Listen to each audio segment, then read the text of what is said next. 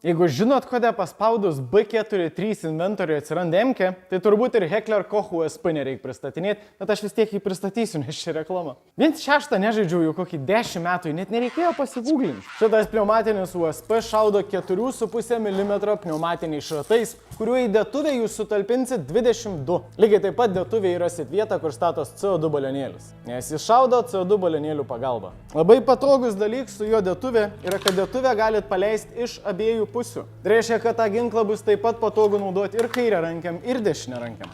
Jo svoris yra apie 1 kg, kas yra sunkiau negu originalo, bet man atrodo, kai originalo dėtuvė pridėtumėt pilno šovinių, jų svoriai praktiškai susilygintų. Ir pliusas ir minusas, bet šito Hecklerio spyna nevaikšto, o tai padaro jį apie 100 eurų pigesnį negu identišką modelį tik su vaikščiančia spyna. Plius, kadangi spyna nevaikšto, galėsit padaryti daugiau šūvių su to pačiu CO2 balionėliu. Jo dizainą užbaigė 92, o į gamybą paleido 93, vos keli metai prieš man gimstant.